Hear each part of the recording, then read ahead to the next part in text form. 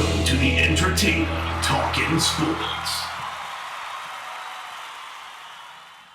What is going on, football fans? Back at it with another New York Giants video. And in this video, I'm going to touch on a couple of topics. Obviously, it's kind of still a slow news time right now around the NFL, but it's going to start to pick up now that the offseason has officially begun.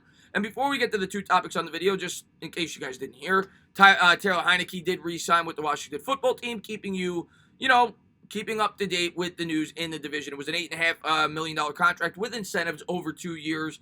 I don't think that really affects Washington in terms of potentially going out there and bringing in a starting quarterback.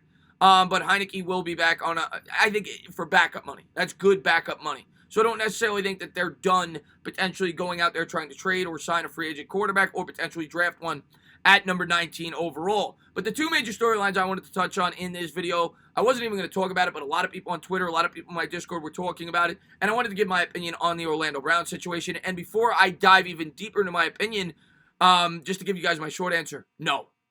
No, absolutely not. I don't expect the New York Giants to have interest in Brown. I'm going to give my reasoning as to why throughout this video, and I don't think that they should.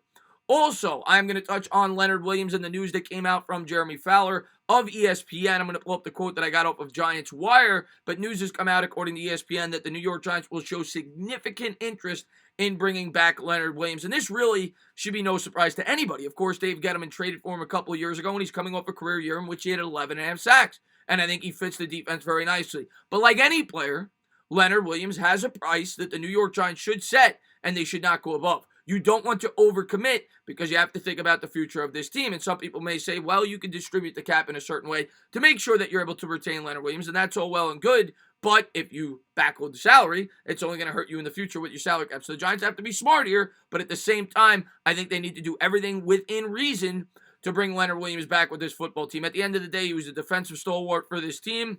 He was a leader, led the team in sacks, led the team in pressures, led the team in knockdowns, fits the scheme beautifully, likes playing here. I think it's a good match, but it's got to be for the right price. But let's pull up some of the quotes. First, we're going to talk about Orlando Brown. This coming from Ian Rappaport, this being the big news of the day. Apparently, Orlando Brown, who's been playing right tackle for the Baltimore Ravens and got an opportunity to play left tackle, is upset there, and now he is demanding a trade to get out of Baltimore. And that would be a huge loss for Baltimore. Orlando Brown, a former third-round pick, one of the better tackles in the NFL. Here's the tweet. Sources, Ravens offensive tackle Orlando Brown wants to be traded. After tweeting his desire to only play left tackle. He filled in there for Ronnie Stanley and shined this season. Ronnie Stanley, of course, one of the best left tackles in the sport. Probably the best. Brown will only play for a team that will play him at his preferred spot. Baltimore would need a major haul. And that's where we'll start, and that's basically probably where we'll finish with this story before we get to the next quote.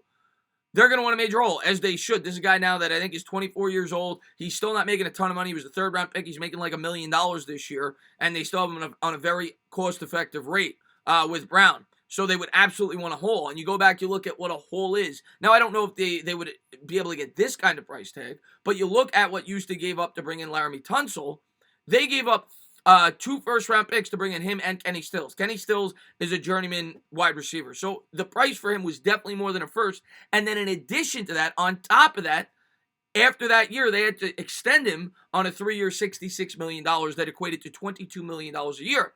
And some of you that may be watching this video may say to yourself, well, he's not quite as good as Tunsil. That doesn't matter, and we all know that. When you hit the open market, you don't have to be the best player at your position in the sport to get paid the highest amount of money. You need to be the best player at your position in the sport that hits the open market at that point in time. And as Giants fans, we should know that better than anybody with Nate Solder. And believe me, if Orlando Brown hit the open market at 25 years old, he would be able to get top-tier money at the tackle position. So not only would the New York Giants, at a minimum, more than likely have to give up the 11th overall selection, they'd also have to commit top-tier money at the tackle spot in free agency to retain Brown, eating up salary to potentially bring back guys like Leonard Williams and potentially extend guys like Jabril Peppers. And it would eat into your defense. So to me, it makes no sense. On top of that, the New York Giants invested the 4th overall selection in a tackle last year on the left side in Andrew Thomas. And I know a lot of New York Giants fans are not patient. They don't want to wait to let it see play out.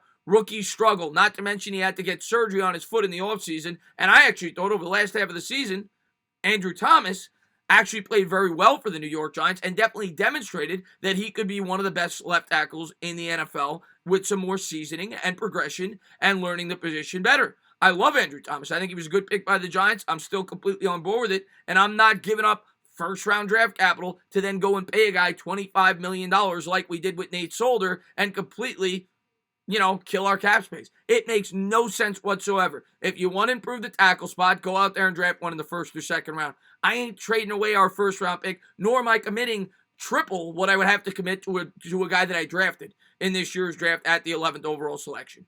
Doesn't make a whole lot of sense to me. I say stay clear of Orlando Brown. Let him go somewhere else where a team is willing to give him that kind of salary and give up draft capital on top of it. The New York Giants are not in a place this year to be winning a Super Bowl, and we need as many draft assets as we we have, if not more.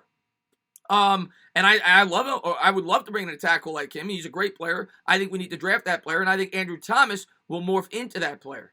Next thing we're going to talk about is the other tweet. This about Leonard Williams, everybody's favorite New York Giant this year on the defense, maybe outside of James Bradbury, who was fantastic. This from Fowler. I continue to hear the Giants will put forth a strong effort to keep Williams, who broke out with 11.5 sacks and 30 quarterback hits.